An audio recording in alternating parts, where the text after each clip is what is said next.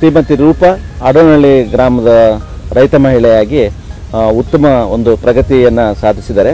ಇವರು ಪ್ರಮುಖವಾಗಿ ತೋಟಗಾರಿಕಾ ಆಧಾರಿತ ಸಮಗ್ರ ಕೃಷಿ ಪದ್ಧತಿಯನ್ನು ಅಳವಡಿಕೆ ಮಾಡಿಕೊಂಡು, ಅಂದರೆ ತೋಟಗಾರಿಕೆಗೆ ಹೆಚ್ಚು ಒತ್ತು ಕೊಟ್ಟು ಇತರೆ ಉಪಕಸುಬುಗಳನ್ನು ಸಹ ಅಳವಡಿಕೆ ಮಾಡಿಕೊಂಡು ವ್ಯವಸಾಯ ಮಾಡ್ತಾ ಇರ್ತಕ್ಕಂಥದ್ದು. ನಮಸ್ಕಾರ, ನನ್ನ ಹೆಸರು ರೂಪ, ನಮ್ಮ ಮನೆಯವರ ಹೆಸರು ರಾಘವೇಂದ್ರ ಅಂತ. ನಾವು ಆಡೋನಹಳ್ಳಿ ಗ್ರಾಮದಲ್ಲೇ ವಾಸ ಆಗಿರೋದು. ನಮ್ಮದು ಮೂಲಕ ಕೃಷಿನೇ ನಾವು ಅವತ್ತಿಂದನೂ ಮಾಡ್ತಾ ಇರೋದು.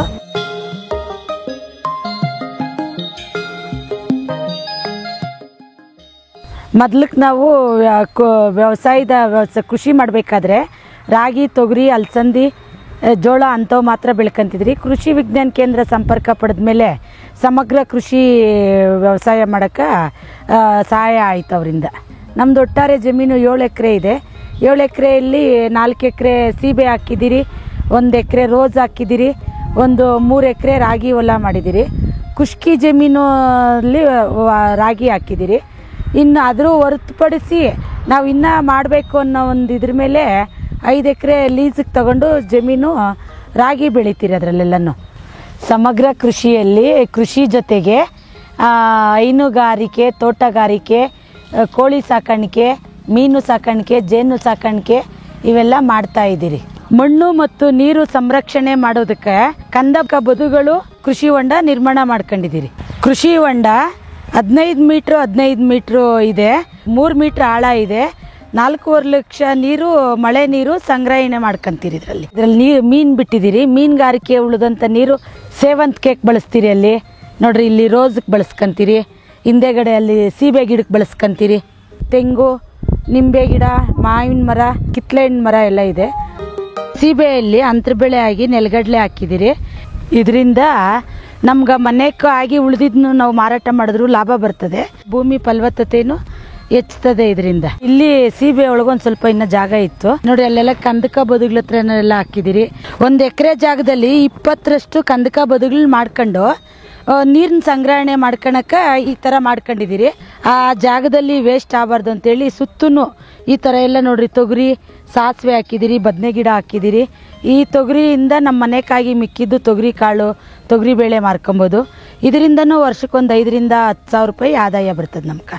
ಇಲ್ಲಿ ಒಂದು ಸ್ವಲ್ಪ ಜಾಗ ಇತ್ತು, ನಮ್ಮ ಮನೆಗಾಗಷ್ಟು ತೊಗರಿ ಹಾಕ್ಕೊಂಡಿದ್ದೀರಿ. ಸುಳಿ ಈ ಥರ ಇದು ಮಾಡೋದ್ರಿಂದ ಪಕ್ಕದಲ್ಲಿರೋವೆಲ್ಲ ಜಾಸ್ತಿ ಹೊಡ್ಕೊಂಡು ಇಳುವರಿಗೆ ಚೆನ್ನಾಗಿ ಬರ್ತದೆ. ಚೆನ್ನಾಗಿ ಕಾಯಿ ಬಿಟ್ಬಿಡ್ತು ಅಂದರೆ 1 ಕ್ವಿಂಟಾಲ್ ಮೇಲೆ ಆಗ್ತದೆ. 7,000 ರಿಂದ 8,000 ರೂಪಾಯಿ ಆಗ್ತದೆ 1 ಕ್ವಿಂಟಾಲ್ ತೊಗರಿ ಮಾರಿದ್ರೆ. ನಮ್ಮ ಮನೆಗಾಗಿ ಉಳ್ದೋ ಮಾರಿದ್ರೆ ಒಂದು 8,000 ರೂಪಾಯಿಗೆ ತೊಗರಿ ಮಾರ್ಬೋದು.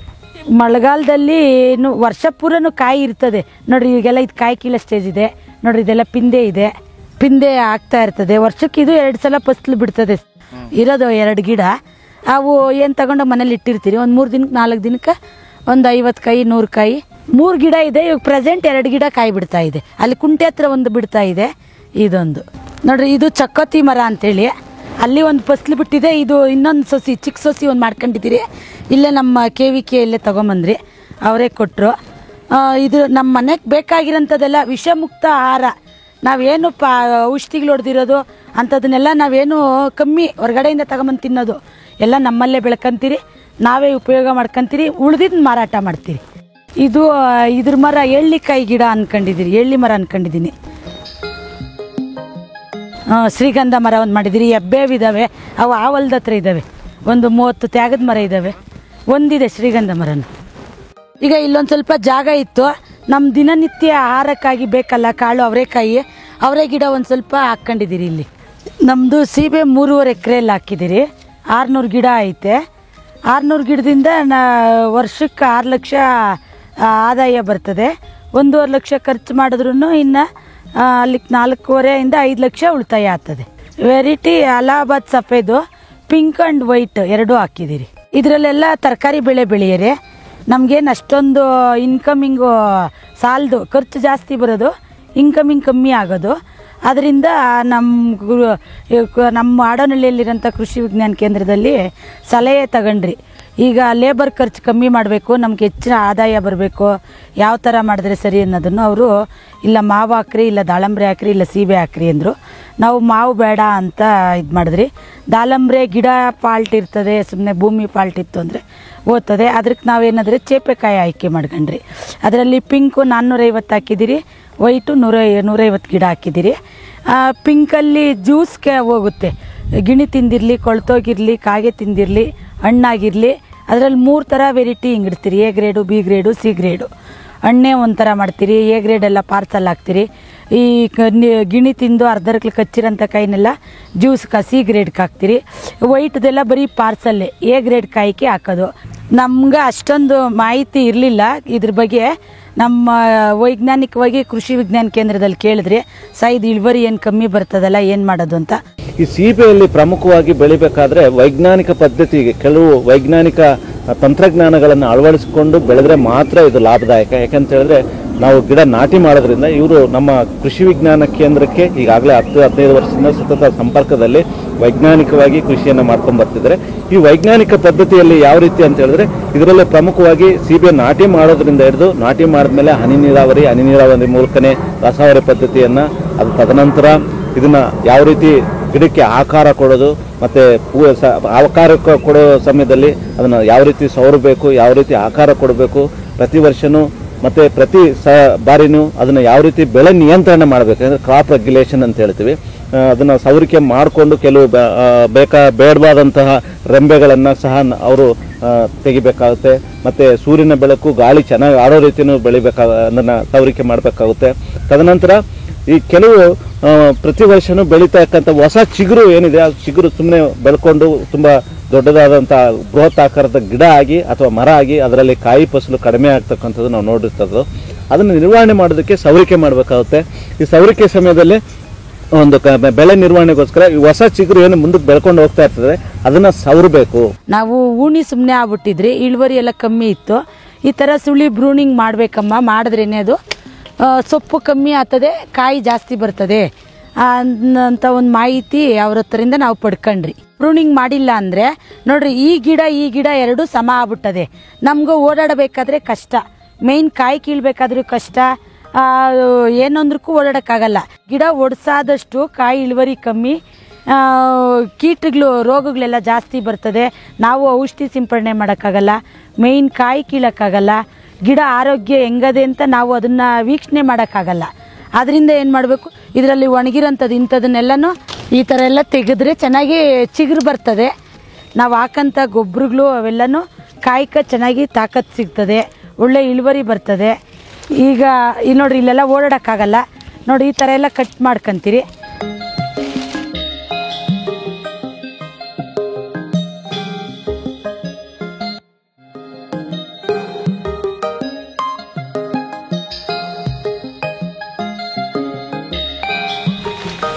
ಈ ಥರ ಎಲ್ಲ ಕಟ್ ಮಾಡ್ಕೊತಾ ಇರ್ತೀರಿ. ನಮಗೂ ಕಾಯಿ ಕೀಳಕ್ಕೂ ಸುಲಭ ಇರ್ತದೆ.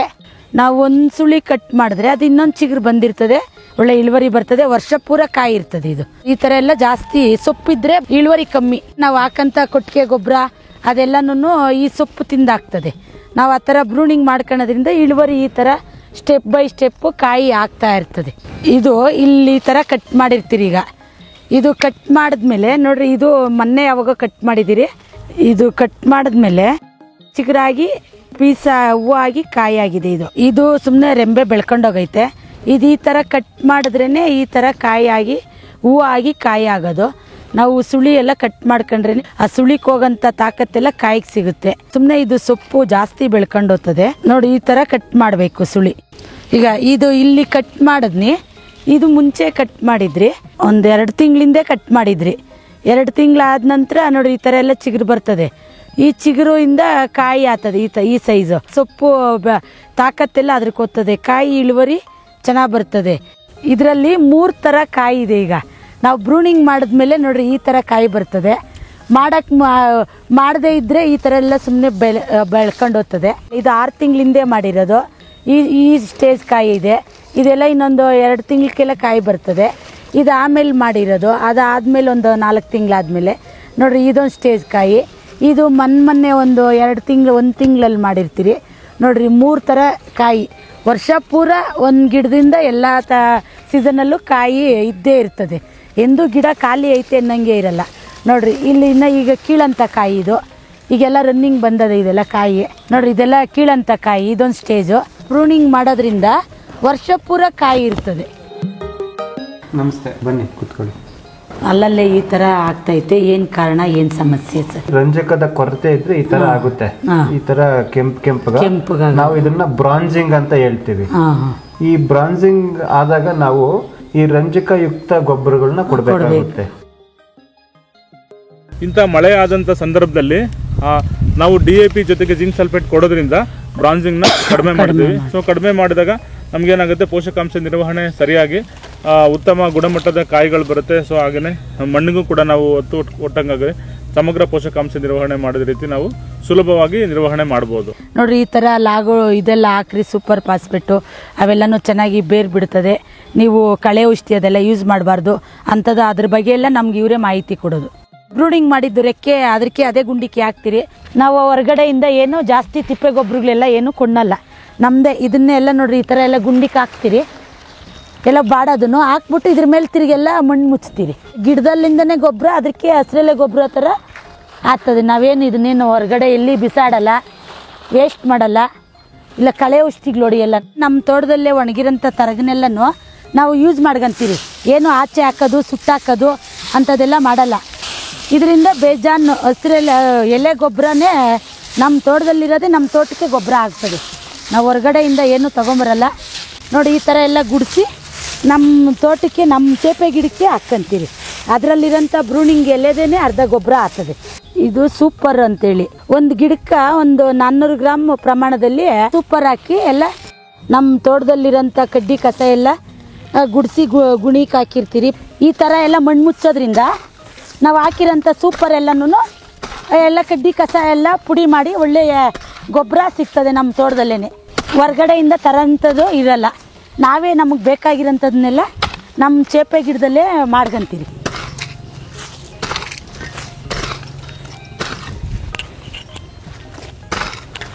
ನೋಡಿ, ಈ ಥರ ಎಲ್ಲ ಮುಚ್ಚಿದ್ರೆ ಒಂದು 2 ತಿಂಗಳೊಳಗಾಗಿ ಎಲ್ಲ ಕಡ್ಡಿ ಕಸ ಎಲ್ಲ ಗೊಬ್ಬರ ಆಗ್ತದೆ. ಜನವರಿ ಫೆಬ್ರವರಿಯಲ್ಲೆಲ್ಲನೂ ಗುಂಡಿ ಮಾಡಿ ಅದಕ್ಕೆಲ್ಲ ಗೊಬ್ಬರ ಹಾಕಿ ಬೇವಿನ ಹಿಂಡಿ, ಹೊಂಗೆ ಹಿಂಡಿ, ಜಿಂಕು, ಬೋರಾನು, ಮಂಗ್ಲ ಗೋಲ್ಡು, ಸೂಪರ್ ಫಾಸ್ಫೇಟು ಅವೆಲ್ಲ ಹಾಕಿ ಮಣ್ಣು ಮುಚ್ಚಿ ಕೊಡ್ತೀರಿ.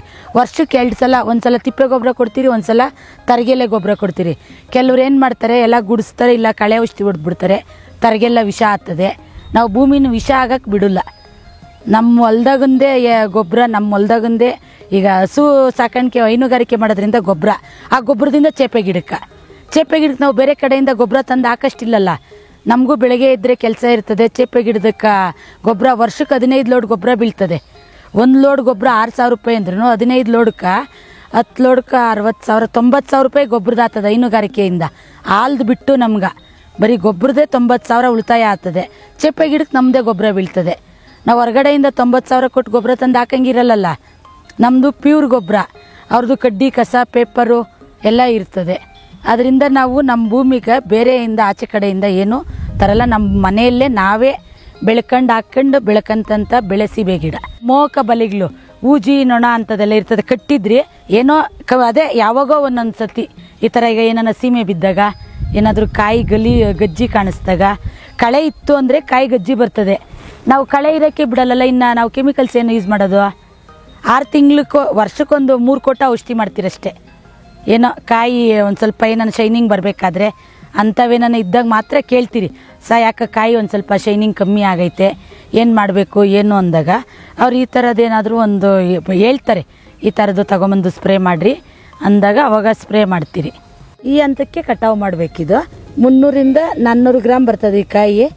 ಇದು ಒಳ್ಳೆ ಕಾಯಿ ಕೀಳ ಒಂದು ಸ್ಟೇಜು. ಈ ಥರ ಕಾಯಿ, ಈ ಥರ ಕಲ್ಲರ್ ಇರೋಂಥ ಕಾಯಿ ಎಲ್ಲ A ಗ್ರೇಡು ಅಂತೇಳಿ ಪಾರ್ಸಲ್ ಕಾಯಿ ಅಂತೀರಿ. ಇದನ್ನು A ಗ್ರೇಡ್ ಕಾಯಿಗೆ ಹಾಕ್ತೀರಿ. ಈ ಥರ ಕಲ್ಲರು, ಈ ಥರ ಶೈನಿಂಗ್ ಎಲ್ಲ ಇದ್ದರೆ ಇದಕ್ಕೆ ಮಾರ್ಕೆಟಾಗಿ ಒಳ್ಳೆ ಬೆಲೆ. ನಾವು ನಾಟಿ ಮಾಡಿ 2 ವರ್ಷನೂ ಪಿಂದೆ ಕಿತ್ತಾಕಬೇಕು. ಇದು ಎಲ್ಲ ಸಣ್ಣ ಸಣ್ಣ ಪಿಂದೆ ಬರ್ತದೆ, ಅದು ಕಿತ್ತಾಕಬೇಕು. 2 ವರ್ಷ ಆದಮೇಲೆ ನಾವು ಫಸ್ಲಿಗೆ ಬಿಡಬೇಕು. ಫಸ್ಲಿಗೆ ಬಿಟ್ಟು ಒಂದು 4-5 ತಿಂಗಳು 6 ತಿಂಗಳಲ್ಲಿ ಫಸ್ಲು ಬರ್ತದೆ. ಆವಾಗೆಲ್ಲ ಕಮ್ಮಿ ಗಿಡ ಅಲ್ಲ, ಇನ್ನು ಚಿಕ್ಕ ಗಿಡ. ಒಂದು ಸ್ಟಾರ್ಟಿಂಗ್ 1.5 ಲಕ್ಷ ಬರ್ತದೆ 1 ವರ್ಷಕ್ಕೆ. 2ನೇ ವರ್ಷಕ್ಕೊಂದು 2.5-3 ಲಕ್ಷ ಬರ್ತದೆ. 3 ವರ್ಷಕ್ಕೊಂದು 4 ಲಕ್ಷ ಬರ್ತದೆ. ಈಗ 5ನೇ ವರ್ಷ ರನ್ನಿಂಗು. ಈಗ ಒಂದು 6.5 ಲಕ್ಷಕ್ಕೆ ಕೊಟ್ಟಿದ್ದೀರಿ. ಆ ಥರ ಹಂತವಾಗಿ ವರ್ಷದಿಂದ ವರ್ಷಕ್ಕೆ ಜಾಸ್ತಿ ಆಗ್ತದೆ. ಈಗ ಮುಂದಿನ ವರ್ಷ ಮಾರ್ತೀರಿ ಅಂದರೆ ಇನ್ನೊಂದು 50,000 ಲಕ್ಷ ಜಾಸ್ತಿ ಆಗ್ತದೆ. ವರ್ಷದಲ್ಲಿ 2 ತಿಂಗಳು ಮಾತ್ರ ಖಾಲಿ ಇರ್ತದೆ ಪಿಂಕ್ದು. ನಾವು ಬ್ರೂಡಿಂಗ್ ಮಾಡ್ಕೊಬೇಕು ಅಂತ ಹೇಳಿದ್ರಲ್ಲ, ಅದು ಸುಳಿ ಕಟಾವು ಮಾಡೋದ್ರಿಂದ ವರ್ಷ ಪೂರ ಕಾಯಿ ಇರ್ತದೆ. ವೈಟ್ದಾದರೆ ವರ್ಷಕ್ಕೆ 2 ಬೆಳೆ ಬರೋದು. ಅದು ವರ್ಷದಲ್ಲಿ 10 ತಿಂಗಳು ಕಾಯಿ ಇರ್ತದೆ, 2 ತಿಂಗಳು ಮಾತ್ರ ಖಾಲಿ ಇರ್ತದೆ ಪಿಂಕ್ದು. ವೈಟ್ದು ಮಾತ್ರ 6 ತಿಂಗ್ಳಿಗೆ 1 ಬೆಳೆ ಬರ್ತದೆ. ಈಗ ಕಾಯಿ ಸ್ಟಾರ್ಟ್ ಆಗಿ ಒಂದು 4 ತಿಂಗಳಾದಮೇಲೆ ಕಾಯಿ ಆಗೋದ್ಮೇಲೆ ಖಾಲಿ, ಬರೀ ಎಲ್ಲ ತಿರ್ಗಾ ಹೂವು ಪೀಸ್ ಆಗ್ತದೆ. ಅದು ಹಂಗಲ್ಲ, ಚಿಗುರು ಬ್ರೂಡಿಂಗ್ ಮಾಡಿರ್ತೀರಲ್ಲ, ಅದು ಹೂವು ಚಿಗುರ್ತದೆ, ಹೂವು ಪಿಂದೆ ಆಗ್ತದೆ, ಹೂವು ಆಗ್ತದೆ, ಅದರಿಂದ ಕಾಯಿ ಆಗ್ತಾ ಇರ್ತದೆ. ವರ್ಷಕ್ಕೆ 5.5 6 ಲಕ್ಷ ಮಾಡ್ಕೊತೀರಿ ಸೀಬೆ ಒಂದರಲ್ಲೇನೆ. ಈಗ ಟೋಟಲಾಗಿ 6.5 ಲಕ್ಷಕ್ಕೆ ಕೊಟ್ಟಿದ್ದೀರಿ, 1 ಲಕ್ಷನೇ ಖರ್ಚು ಬರೋದು. ಯಾಕಂದರೆ ತಿಪ್ಪೆ ಗೊಬ್ಬರ ಎಲ್ಲ ನಮ್ಮ ಮನೆಗಂದೇ ಬೆಳ್ಕೊಂತೀರಿ, ಹಸುಗಳಿದ್ದಾವೆ, ಆಚೆ ಕಡೆಯಿಂದ ಏನು ತರಲ್ಲ. ಅರ್ಧ ಎಕರೆ ಭೂಮಿಯಲ್ಲಿ 800 ಗಿಡ ಮೆರಾಬಲ್ ಅನ್ನೋ ರೋಸ್ ತಳಿ ನಾಟಿ ಮಾಡಿದ್ದೀರಿ. ಇದು ನಾವು ರೋಸ್ಗೆಲ್ಲನೂ ಹನಿ ನೀರಾವರಿ ಮುಖಾಂತರ ನೀರು, ರಸಗೊಬ್ಬರಗಳು ಎಲ್ಲ ರಸಾವರಿ ನೀರಾವರಿ ಪದ್ಧತಿ ಒಳಗೆ ಡ್ರಿಪ್ಪಲ್ಲೇ ಬಿಡ್ತೀರಿ. ಜಾಸ್ತಿ ನೀರು ಉಳಿತಾಯ ಆಗ್ತದೆ. 1 ಎಕರೆ ಬೆಳೆ ಇಕ್ಕೋದು 4 ಎಕರೆಗೆ ಬೆಳೆ ಇಕ್ಬೋದು. ನಾವು ಕಾಲುವೆ ಮುಖಾಂತರ ಹಾಯಿಸೋದಾದರೆ 1 ಎಕರೆಗೆ ಬೆಳೆ ಇಡೋಕ್ಕಾಗೋದು. ಈಗ ನಮ್ದು 1 ಬೋರ್ವೆಲ್ಲು 4 ಎಕರೆ ಜಮೀನು ಬೆಳೆ ಇಟ್ಟಿದ್ದೀರಿ ನಾವು. ಈಗ ಏನು ನಮ್ಮ ಗುಲಾಬಿ ತೋಟದಲ್ಲಿ ಈ ಥರ ನೋಡಿ ಎಲೆ ಎಲ್ಲ ಹಿಂಗಾಗ್ತದೆ. ಏನು ಕಾರಣ, ಏನು ಸಮಸ್ಯೆ ಇದು? ಇದು ನೀವು ರಸ ಇರೋ ಕೀಟಗಳು ಅಂತ ನೀವು ಕೇಳಿರ್ಬೋದು. ಈ ಎಲೆ ಅಡಿನಲ್ಲಿದ್ದು ಅವು ಸಣ್ಣದಾಗಿರ್ತವೆ, ನಮ್ಮ ತಲೆಗೆ ಏನು ಹೆಂಗಿರ್ತವ ಸೊ ಅದೇ ರೀತಿ ಎಲೆ ಕೆಳಗಡೆ ಅವು ರಸ ಇರೋ ಕೀಟಗಳು ಜೀವನ ಮಾಡ್ತಿರ್ತವೆ. ಆ ರಸ ಇರೋ ಕೀಟಗಳು ರಸನ ಹೀರ್ಬಿಟ್ಟು ಸೊ ಎಲೆ ಹಳದಿ ಕಲರ್ ತಿರುಗ್ಬಿಡುತ್ತೆ. ಇದು ಜಾಸ್ತಿ ಬೇಸಿಗೆ ಕಾಲದಲ್ಲಿ ಜಾಸ್ತಿ ಕಂಡು ಬರುತ್ತೆ. ಗ್ರೇಸಿಯಾ ಅಂತಕ್ಕಂಥದ್ದು ನುಸಿ ನಾಶಕ ಔಷಧಿ ಅದು 0.8 ml 1 ಲೀಟರ್ ನೀರಿಗೆ ಹಾಕಿ 0.8 ml 1 ಲೀಟರ್ ನೀರಿಗೆ ಬೆರೆಸಿ ನೀವು ಸಿಂಪಡಣೆ ಮಾಡಬೇಕು. ಸಿಂಪಡಣೆ ಮಾಡಬೇಕಾದ್ರೂ ಕೂಡ ನೀವು ಎಲೆ ಕೆಳಗಡೆ ದ್ರಾವಣ ತಗಲಂಗೆ ಸಿಂಪಡಣೆ ಮಾಡಬೇಕು. 1 ಸಿಂಪಡಣೆ ತಗೊಂಡ್ರೆ ಆಯ್ತು. ಒಂದು 20 ದಿನ ಬಿಟ್ಟು ನೋಡಿ, ಬೇರೆ ಯಾವ್ದಾದ್ರು ಗಿಡಕ್ಕೆ ಮತ್ತೆ ಕಾಣಿಸ್ಕೊಂಡ್ರೆ ಇನ್ನೊಂದು ಯಾವ್ದಾದ್ರು ಈಥಿಯನ್ ಅಂತ ಹೇಳಿದ್ನಲ್ಲ ಅದನ್ನ ನೋಡಿಬಹುದು. ಯೂಶಲಿ ಮಳೆಗಾಲದಲ್ಲಿ ಇಂಥದ ಪ್ರಾಬ್ಲಮ್ ಕಂಡು ಬರೋದಿಲ್ಲ. ಗುಲಾಬಿ ತೋಟದಲ್ಲಿ ನೀಲಿ ಅಂಟು ಚೀಟಿಗಳಿಂದ ಟ್ರಿಪ್ಸ್ನ ಹತೋಟಿ ಮಾಡ್ಬೋದು. ಅದೇ ರೀತಿಯಿಂದ ಹಳದಿ ಅಂಟು ಚೀಟಿಯಿಂದ ಮೈಟ್ಸ್ ಹತೋಟಿ ಮಾಡ್ಬೋದು. ಅವು ಕಂಟ್ರೋಲ್ ಬರ್ದಿದ್ರಕ ಈ ಥರ ಕ್ರಿಮಿನಾಶಕ ಸ್ಪ್ರೇ ಮಾಡ್ತೀರಿ.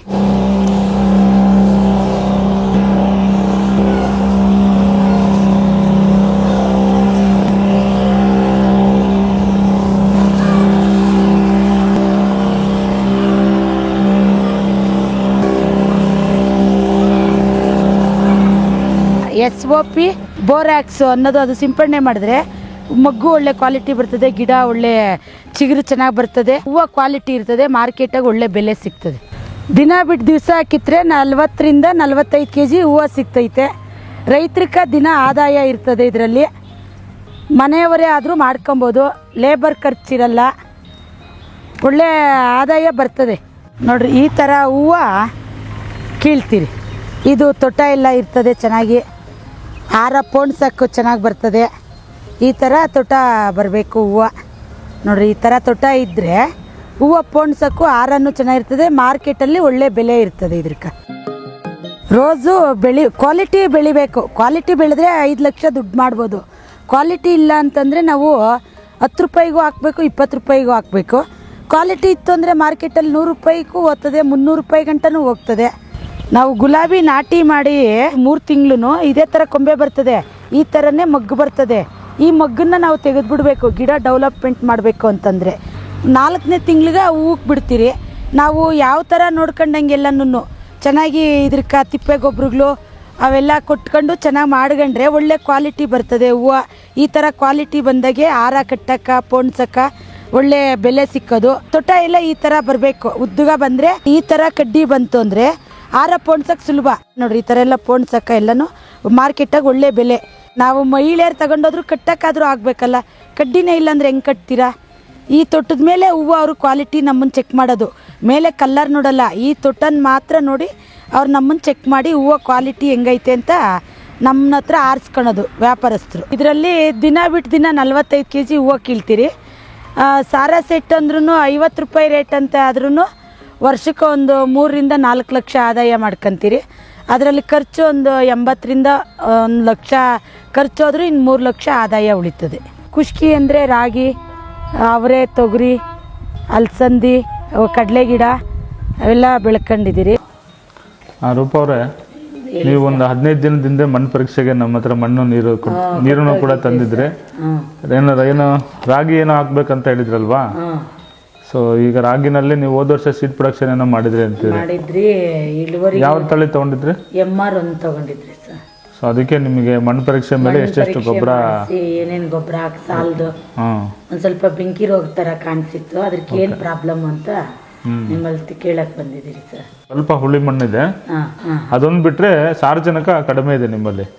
ಕೊಟ್ಟಿಗೆ ಗೊಬ್ಬರನ 1 ಎಕರೆಗೆ ಸುಮಾರು, ಅಂದ್ರೆ ನಾವು ಹೆಚ್ಚಿಗೆ ಪ್ರಮಾಣದಲ್ಲಿ ಸಿಗೋದಿಲ್ಲವ ಇವಾಗ, ಅಟ್ಲೀಸ್ಟ್ 1 ರಿಂದ 4 ಟನ್ ಕೊಡಿ ಅಂತ ಹೇಳ್ತು 1 ಎಕರೆಗೆ.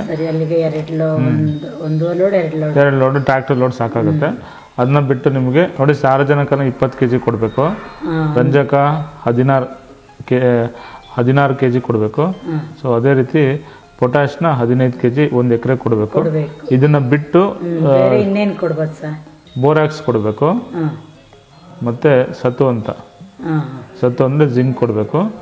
ಬೋರಾಕ್ಸ್ ಅಂದರೆ 4 kg, ಹೌದು 1 ಎಕರೆಗೆ. ಸತ್ತು 5 kg. ಸಾರಜನಕ ಇಂಗಾಲ ಕಡಿಮೆ ಇದೆ. ಸ್ವಲ್ಪ ಹಸಿರೆಲೆ ಗೊಬ್ಬರನ ಬೆಳೀರಿ ಮುಂದಿನ ವರ್ಷ. ಈ ಬೆಳೆಗೆ ಏನು ಆಗೋದಿಲ್ಲ. ಇಲ್ಲ ಅಂದ್ರೆ ಹಸಿರೆಲೆ ಗೊಬ್ಬರಕ್ಕೆ ಏನೇನು ಹಾಕೊಂಬೋದು ಸರ್? ಹಸಿರೆಲೆ ಡಯಂಚ ಇದೆ ಅಮ್ಮ, ಆಮೇಲೆ ಸನ್ಹೆಂಪ್ ಅಂತ ಹೇಳ್ತೀವಿ ನಾವು, ಅಪಸೆಣಬ್ ಅಂತ ಹೇಳ್ತೀವಲ್ವಾ. ಸೊ ಈ ಗೊಬ್ಬರ ಕೊಡ್ಬೇಕಂದ್ರೆ ನೀವು DAP ಬಳಸ್ಬೋದು, ಯೂರಿಯಾ ಬಳಸ್ಬೋದು. ಸೊ ಅದೇ ರೀತಿ ಕಾಂಪ್ಲೆಕ್ಸ್ 10, 26, 26 ಬಳಸ್ಬೋದು. 15, 15, 15, 17, 17, 17 ಅವನ್ನ ಬಳಸ್ಬೋದು. ಬಟ್ ಆವಾಗ ಸ್ವಲ್ಪ ಸಾರಜನಕ ರಂಜಕ ಪ್ರಮಾಣದಲ್ಲಿ ವ್ಯತ್ಯಾಸ ಆಗುತ್ತೆ. ಇದನ್ನ ಬಿತ್ತನೆ ಮಾಡ್ಬೇಕಾದ್ರೆ ಕೊಡ್ಬೇಕು ರಂಜಕ, ಪೊಟ್ಯಾಶ್, ಬೋರಾಕ್ಸ್ ಮತ್ತೆ ಸತ್ತುನ. ಬಿತ್ತನೆ ಆಗಿ ಒಂದು 35 ದಿನ ಅಂದ್ರೆ 1 ತಿಂಗಳಾದ್ಮೇಲೆ ಉಳಿದಿರೋದು ಅಂದ್ರೆ 1 ಎಕರೆಗೆ ಒಂದು 20 ರಿಂದ 25 kg ಯೂರಿಯಾನ ನೀವು ಮೇಲ್ಗೊಬ್ಬರವಾಗಿ ಕೊಟ್ರೆ ಒಳ್ಳೆ ಇಳುವರಿ ಬರುತ್ತೆ ರಾಗಿನಲ್ಲಿ. ನಮಸ್ಕಾರ. ಬನ್ನಿ, ಮಾವಲ್ಲಿ ಬಾದಾಮಿ, ಮಲ್ಲಿಕ, ತೋತಾಪುರಿ, ಅಡಿಕೆ ಗಿಡ ಇದೆ. ಇದು ಅಡಿಕೆ ಗಿಡ ನೋಡಿ, ತರೀಕೆರೆ ಸೆಲೆಕ್ಷನ್ ಅಂತ ಅಡಿಕೆ ಹೊಸದಾಗಿ ಈಗ ಕ್ರಿಕೆಟ್ ಬಾಲ್ ಅಂತ ಸಪೋಟ ಒಂದಿದಮ್ಮ. ಆ ಕಡೆ ಸಪೋಟ ಇದೆ, ಈ ಕಡೆ ಮಾವಿನ ಸಸಿ ಇದೆ. ಹಲ್ಸು GKVK ರೆಡ್ ಅಂತ, GKVK ರೆಡ್ ಅಂತ ಒಂದು ಹಲ್ಸಿದೆ. ಅದು ತುಂಬಾ ಚೆನ್ನಾಗಿ ಕಾಯಿ ಕೆಂಪು ತೊಳೆ, ಮಾವು ಮತ್ತೆ ನೇರಳೆ ತರ ಕಸಿ ಮಾಡ್ತೀವಲ್ಲ ಆ ತರ ಮಾಡಿದ್ರೆ ಸಕ್ಸಸ್ ಕಮ್ಮಿ. ಆದ್ರೆ ಇದು ಕಸಿ ಮಾಡೋದ್ರಿಂದ 100% 80% ನಿಮ್ಗೆ ಸಕ್ಸಸ್ ರೇಟ್ ಸಿಗುತ್ತೆ. ಆಮೇಲೆ ಸಪೋಟ ನಿಮ್ಗೆ ಸೀತಾಫಲ್ ಅಂತ NMK ಗೋಲ್ಡ್ ಅಂತ, ಅದು ಇನ್ನೊಂದು ಅಂಜೂರ, ಅದು ಇದು ಪೂನಾ ರೆಡ್ ಅಂತ. ನಾವು ಸೀತಾಫಲ ಮರ, ಸಪೋಟ, ಹಲಸಿನ ಮರ ಒಂದು 5 ಬೇಕಾಗಿತ್ತು.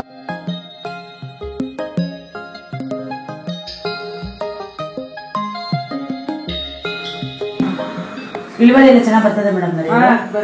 ಎಷ್ಟು ದಿನಕ್ಕೆ ಕಟಾವು ಬರ್ತದೆ? ಹೌದಾ? ನಮ್ದು MR ಒಂದಿಲ್ಲ 4 ತಿಂಗಳಿಗೆ. ಅದಕ್ಕೆ ಇದು ಹೊಸ ವೆರೈಟಿ ಅಂದ್ರಲ್ಲ ಮೇಡಮ್, ಮುಂದಕ್ಕೊಂದು ಸ್ವಲ್ಪ ಮತ್ತೆ ತಗೊಂಡೋಗಿ ಇದೇ ಹಾಕಿ ಅದು ಇಳುವರಿ ಹೆಂಗ್ ಬರ್ತದೆ, ಇದು ಇಳುವರಿ ಹೆಂಗ್ ಬರ್ತದೆ ನೋಡಿ ನೋಡ್ತೀವಿ.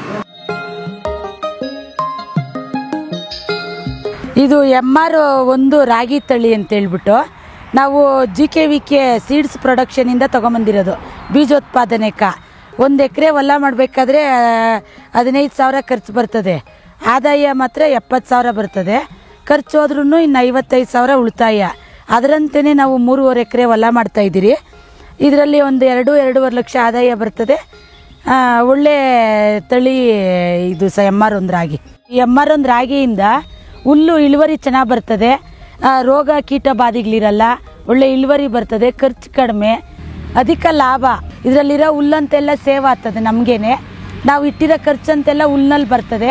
ಈ ಹುಲ್ಲಿಂದ ನಾವು ಹೈನುಗಾರಿಕೆ ಮಾಡ್ತೀರಿ. ಹೈನುಗಾರಿಕೆಯಿಂದ ತೋಟಕ್ಕೆ ಗೊಬ್ಬರ ಬಳಸ್ಕೊಂತೀರಿ. 400 ಹುಲ್ಲು ಇದೆ 6 ಎಕರೆ ಹೊಲದಲ್ಲಿಂದು. 480 80 ನಾವು ಆಗ ಮಿಷಿನ್ನು ಕೊಯ್ಲು ಮಾಡೋದಕ್ಕೆ ಹಣಕ್ಕೋಸ್ಕರ 330 ರೂಪಾಯಿಗೆ 80 ಹುಲ್ಲು ಮಾರಿದ್ರಿ. ಇನ್ನು 400 ತಗೊಂಬಂದು ಇಲ್ಲಿ ಹಾಕೊಂಡ್ರಿ. ನೆನೆಸ್ದೂರ ನೀಟಾಗಿ ಮಡ್ಕೊಳಕ್ಕೆ ಈ ಥರ ಟಾರ್ಪಲ್ ಉಚ್ಕೊಂತೀವಿ ಮಳೆಗಾಲದಲ್ಲಿ. ಈ ಹೈನುಗಾರಿಕೆಗೆಲ್ಲ ನಾವೇ ಸ್ವಂತ ಹೊರಗಡೆಯಿಂದ ತರಲ್ಲ, ನಮ್ಮ ಮನೆ ಹುಲ್ಲೇ ಬಳಸ್ಕೊಂತೀರಿ. ಇದರಿಂದ ಬರೋಂಥ ಗೊಬ್ಬರನ ನಾವು ತೋಟಕ್ಕೆ ಯೂಸ್ ಮಾಡ್ಕೊತೀರಿ. ಈಗ ನಮ್ಮಲ್ಲಿ ಹಾಲು ಕೊಡೋಂಥ ಹಸು 3 ಇದ್ದಾವೆ, ಪಡ್ಡಿಗಳಂಥವು 3 ಇದ್ದಾವೆ. ನಾವು ಹಸುಗೋಸ್ಕರ ಹಸಿ ಮೇವಕ್ಕೋಸ್ಕರ ನೇಪಿಯರು ಹುಲ್ಲು ಬೆಳ್ಕೊಂಡಿದ್ದೀರಿ. ವರ್ಷ ಪೂರ ಹಸಿ ಮೇವು ನಮ್ಮ ತೋಟದಲ್ಲಿ ಹೈನುಗಾರಿಕೆಗೋಸ್ಕರ ಬಳಸ್ಕೊಂತೀರಿ. ನಾವು 15 ದಿವ್ಸಕ್ಕಾಗಂಥ ಮೇವು 3 ಹಂತವಾಗಿ ಕಟಾವು ಮಾಡ್ಕೊತೀರಿ. ಈಗ ಇದು ಪೀಡು,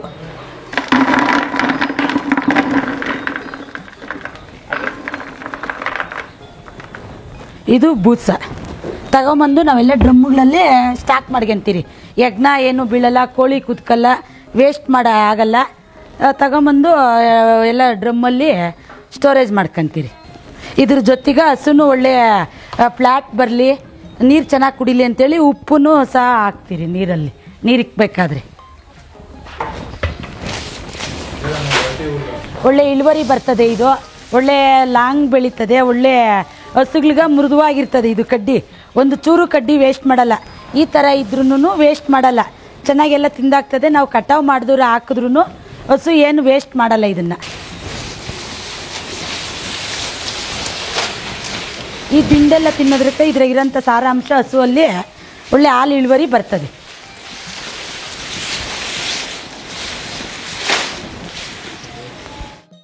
ಒಂದು kg ಹಿಂಡಿ ಬೂಸ, 1 kg ಪೀಡು ಹಾಕೋದ್ರಿಂದ ಇದು 30 ರೂಪಾಯಿ 1 kgಗೆ ಬೀಳುತ್ತೆ. ಅದು ಬೂಸ 30 ರೂಪಾಯಿ ಬೀಳ್ತದೆ, 60 ರೂಪಾಯಿ. ಒಂದು ಹಸುಗೆ ಒಂದು ಟೈಮ್ಗೆ 2 kg ತಿಂಡಿ ಕೊಡ್ತೀರಿ. ಕೊಟ್ಟು ಹಸಿ ಮೇವು ನಮ್ಮದೇ ನೇಪಿಯರ್ ಹುಲ್ಲಿದೆ, ಒಣ ಹುಲ್ಲಿದೆ, ಅದು ಹಾಕೋದ್ರಿಂದ ಹಾಲು ಒಂದು ಹಸು ಸಾರಾ ಸೆಟ್ಟು 10 ಲೀಟ್ರ್ ಹಾಲು ಕೊಡುತ್ತೆ. 10 ಲೀಟ್ರ್ ಹಾಲು, 1 ಲೀಟ್ರ್ ಹಾಲು ಬೆಲೆ 32 ರೂಪಾಯಿ. ಗೌರ್ಮೆಂಟಿಂದ ಬರೋಂಥ ಸಹಾಯಧನ 5 ರೂಪಾಯಿ. ಒಟ್ಟು 37 ರೂಪಾಯಿ 1 ಲೀಟ್ರ್ ಹಾಲಿಗೆ ಸಿಗ್ತದೆ. ಒಂದು ಹಸು 10 ಲೀಟ್ರ್ ಹಾಲು ಕೊಟ್ಟವಾಗ 370 ರೂಪಾಯಿ ಆಗುತ್ತೆ ಒಂದು ಟೈಮ್ಗೆ ಹಾಲು. 370 ರೂಪಾಯಿ ಆದರೆ ಅದರಲ್ಲಿ 70 ರೂಪಾಯಿ ಖರ್ಚು ಹೋದ್ರು ಇನ್ನು 270 ರೂಪಾಯಿ ಉಳಿತದೆ. ಹೈನುಗಾರಿಕೆ ಮಾಡೋದ್ರಿಂದನೂ ಲಾಭ ಐತೆ.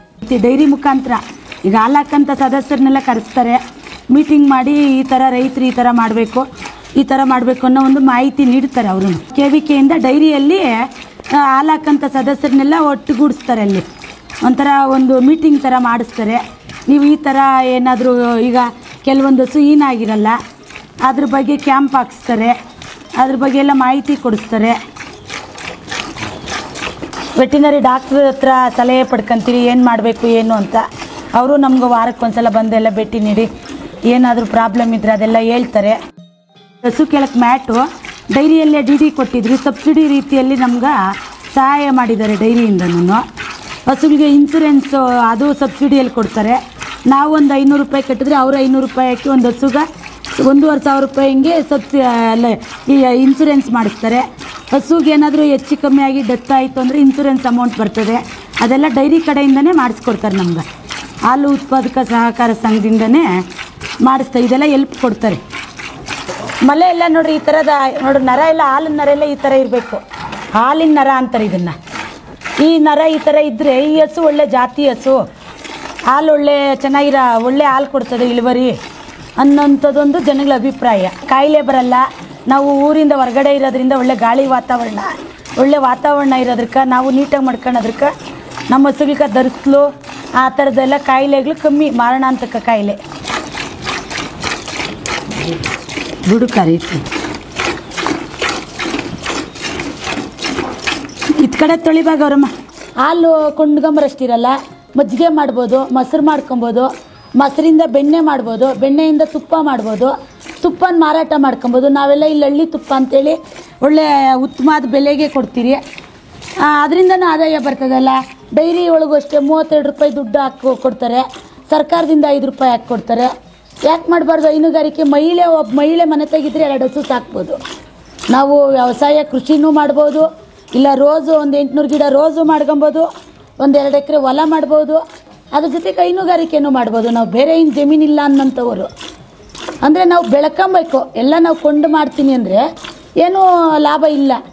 ಹೈನುಗಾರಿಕೆಯಿಂದ ಒಳ್ಳೆ ಗೊಬ್ಬರ ಬರ್ತದೆ, ಆದ್ದರಿಂದ ಅದೆಲ್ಲ ಲಾಭನೇ ನಮ್ಗೆ. ಹೆಣ್ಗರು ಕೊಡ್ತು ಅಂದರೆ 1.5 ವರ್ಷಕ್ಕೆ 1 ಕರು ಮಾರಾಟ ಮಾಡ್ತೀರಿ. 70,000 ರಿಂದ 80,000 1 ಲಕ್ಷದ ಗಂಟ ಆಗ್ತದೆ ಒಂದು ಕರು ಮಾರಾಟ ಮಾಡಿದ್ರೆ. ತಾಯಿನೂ ಉಳಿತದೆ, ಕರುನೂ ಮಾರಾಟ ಮಾಡ್ಕೊಬೋದು, ಇಲ್ಲ ಕರು ಮಾಡ್ಕೊಬೋದು, ತಾಯಿ ಮಾರಾಟ ಮಾಡ್ಬೋದು.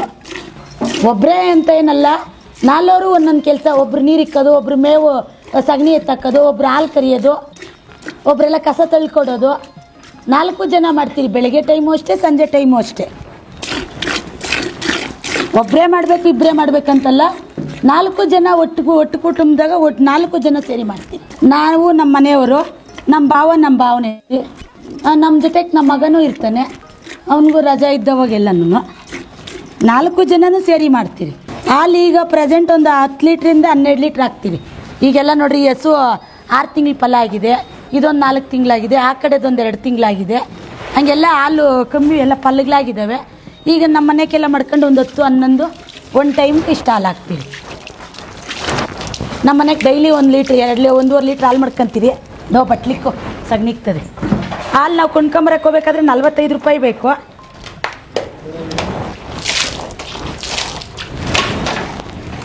ನಾವು ಮಾಡೋದ್ರ ಮೇಲೆ ಹೈನುಗಾರಿಕೆ ಡಿಪೆಂಡು. ರಾಸು ನಾವು ಯಾವ ಥರ ಆರೋಗ್ಯವಾಗಿ ನೋಡ್ಕೊಂಡ್ರೆ ಅದು ಆರೋಗ್ಯವಂತ ಹಾಲು ಕೊಡ್ತದೆ. ಮಿಷಿನ್ ಏನು ತಗೊಂಡಿಲ್ಲ ನಾವು, ಇನ್ನೂ ನಾವೇ ಕರಿತಾ ಇದ್ದೀರಿ ನೋಡಿ. ಇದು ಡೈರಿಯಲ್ಲಿ ಕೊಟ್ಟಿರೋದೆ ನಮ್ಮ ಕ್ಯಾನು, ಒಳ್ಳೆ ಹಾಲು ಹಾಕ್ತೀರಿ ಅಂತ ಹೇಳ್ಬಿಟ್ಟು.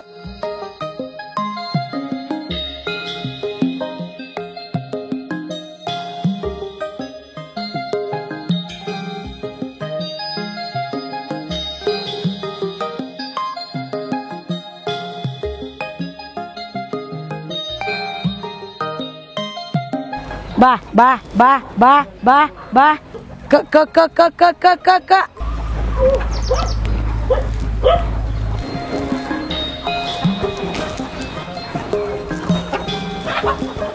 ಬಾ ಬಾ ಬಾ ಬಾ ಬಾ. ನಾಟಿ ಕೋಳಿ ಸಾಕೋದ್ರಿಂದ ಖರ್ಚು ಕಮ್ಮಿ, ಆದಾಯ ಜಾಸ್ತಿ ಇದರಲ್ಲಿ. ಯಾಕಂದ್ರೆ ನಾವು ಮನೆ ಮೇವೇನು ಕಮ್ಮಿ ಬಳಸೋದು ಇದರಲ್ಲಿ. ಬೈಲಲ್ಲೆಲ್ಲ ಮೇದ್ಕೊಂಬರ್ತದೆ. ಇದೊಂದು ಟರ್ಕಿ ಕೋಳಿನೂ ಇದೆ, ಜಾವ್ಗೆ ಕೋಳಿ ಇದು. ಬಾ ಬಾ ಬಾ ಬಾ ಬಾ ಬಾ ಬಾ ಬಾ ಬಾ ಬಾ ಕ ಕ ಕ ಕ ಕ ಕ ಕ ಕ ಕ ಕ. ನ್ಯಾಚುರಲ್ ಆಗಿ ಪ್ಯೂರ್ ನಾಟಿ ಕೋಳಿ ಇದು. ಕೋಳಿ ಕಾವಕ್ಕೆಲ್ಲ ಕೊಟ್ಟು ನಾವೇ ಮರಿ ಮಾಡಿಸ್ಕೊಂಡು ನಾವೇ ಮನೆಯಲ್ಲೇ ಉತ್ಪಾದನೆ ಮಾಡ್ಕೊಂತೀರಿ ಕೋಳಿನೆಲ್ಲನು, ಮರಿ ಎಲ್ಲನೂ. ಹೊರಗಡೆಯಿಂದ ನಾವೆಲ್ಲಿ ಮರಿ ತರಲ್ಲ. ನೋಡ್ರಿ ಅಲ್ಲಿ ಮರಿ ಇದ್ದಾವೆ, ಮರಿ ಕೋಳಿ. ಒಂದು ಮೊಟ್ಟೆ 15 ರೂಪಾಯಿ ಹಿಂಗೆ ಮಾರ್ತೀರಿ. ಒಂದು ವಾರಕ್ಕೆ ಒಂದು 50 ಮೊಟ್ಟೆ ಮಾರಾಟ ಮಾಡ್ತೀರಿ. ಕೋಳಿ ಆದರೆ ಹುಂಜ 480 ರೂಪಾಯಿಂದ 500 ರೂಪಾಯಿಗೆ ಮಾರಾಟ 1 kg. ಹೆಣ್ಣು ಕೋಳಿ ಆದರೆ 520 ರಿಂದ 530 ಗಂಟ ಮಾರಾಟ ಮಾಡ್ತೀರಿ. ಇದ್ರಕ್ಕೇನು ಖರ್ಚು ಕಮ್ಮಿ, ಆದಾಯ ಜಾಸ್ತಿ. ವರ್ಷಕ್ಕೇನಿಲ್ಲ ಅಂದರೂ ಇದರಲ್ಲಿ ಒಂದು 25 ರಿಂದ 30 ಸಾವಿರ ಲಾಭ ಮಾಡ್ಕೊಂತೀರಿ.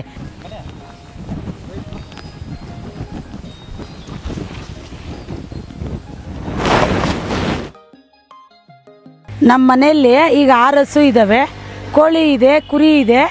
ಅದರಲ್ಲಿ ಸಿಗಂತ ಎಲ್ಲ ಸಗಣಿ ತಗೊಂಬಂದು ನಾವು ಇಲ್ಲೊಂದು ಕಡೆ ಸ್ಟೋರೇಜ್ ಮಾಡ್ಕೊಂಡು ಇದನ್ನೇ ತೋಟಕ್ಕೆ ಬೆಳೆಸ್ಕೊಂತೀರಿ. ಹೊರಗಡೆಯಿಂದ ತಗೊಂಬರಲ್ಲ.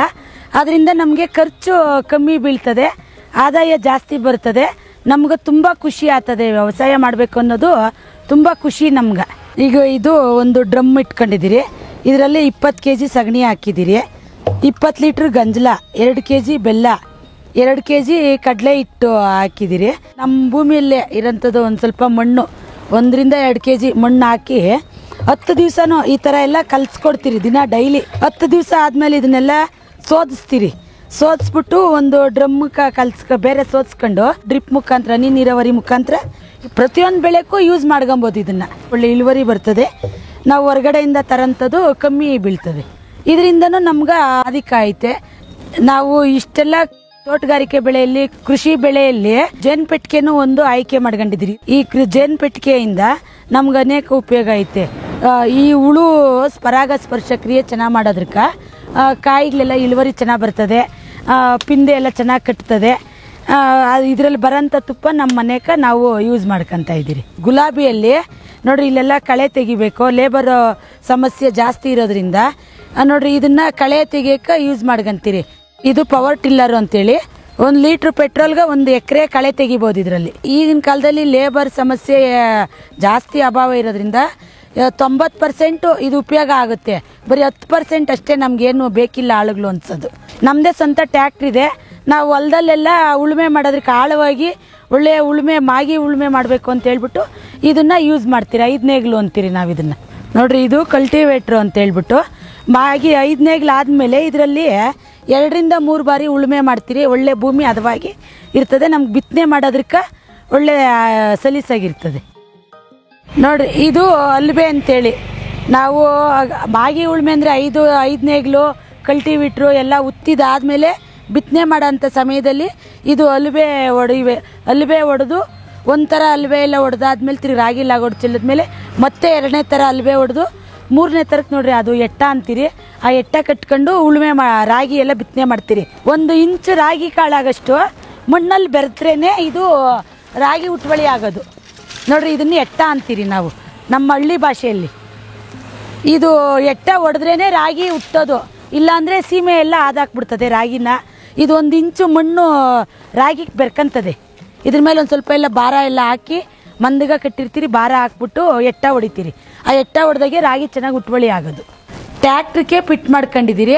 ರೋಸು ಚೇಪೆ ಗಿಡಕ್ಕೆ ಔಷಧಿ ಹೊಡಿಯೋಕೆ ಎಲ್ಲ ಯೂಸ್ ಮಾಡ್ಕೊಂತೀರಿ. ಇದ್ರಕ್ಕೆ ನೋಡ್ರಿ, ಇಲ್ಲಿ ಒಂದು ಫುಟ್ಬಾಲ್ ವೈರ್ ಬರ್ತದೆ. ಇಲ್ಲಿಗೆ ಸರಿಗೆ ಒಂದು ಮಾಮೂಲಿ ನಾಜಲ್ದು ವೈರ್ ಬರ್ತದೆ. ಇದು ಒಂತಾಗಿ ನಿಲ್ಸ್ಕೊಂತೀರಿ. 400 ಮೀಟ್ರ್ ವೈರ್ ಇದೆ. ಚೇಪೆ ಗಿಡದಲ್ಲೆಲ್ಲ ಬೈಲಲ್ಲೆಲ್ಲ ಓಡಾಡೋಕ್ಕಾಗಲ್ಲ. ಒಂತಾಗಿ ನೀರು ಸ್ಟೋರೇಜ್ ಮಾಡ್ಕೊಂಡು ವೈರ್ ಎಳ್ಕೊಂಡೋಗಿ ಗಿಡ ಸ್ಪ್ರೇ ಮಾಡ್ಕೊಂಬರ್ತೀರಿ. ಸಮಗ್ರ ಕೃಷಿ ಪದ್ಧತಿಯಲ್ಲಿ ನಾವು ಸಾಧನೆ ಮಾಡಿರೋದಕ್ಕೆ GKVKಯಲ್ಲಿ 2013ರಲ್ಲಿ ತಾಲೂಕು ಮಟ್ಟದ್ದು ಮತ್ತು 2015ರಲ್ಲಿ ಜಿಲ್ಲಾ ಮಟ್ಟದ್ದು ಪ್ರಶಸ್ತಿ ನೀಡಿ GKVKಯಲ್ಲಿ ಸನ್ಮಾನ ಮಾಡಿ ಪ್ರಗತಿಪರ ರೈತ ಮಹಿಳೆ ಅಂತೇಳಿ ಗುರುತಿಸಿದ್ದಾರೆ ನಮ್ಮನ್ನು. ಅದೇ ಥರ 2024ರಲ್ಲಿ ಆಡನಹಳ್ಳಿ ಕೃಷಿ ವಿಜ್ಞಾನ ಕೇಂದ್ರದಲ್ಲಿ DFI ಫೆಲೋ ಫಾರ್ಮರ್ಸ್ ಆಗಿ ಸರ್ಟಿಫಿಕೇಟ್ ಕೊಟ್ಟು ಗುರುತಿಸಿದ್ದಾರೆ.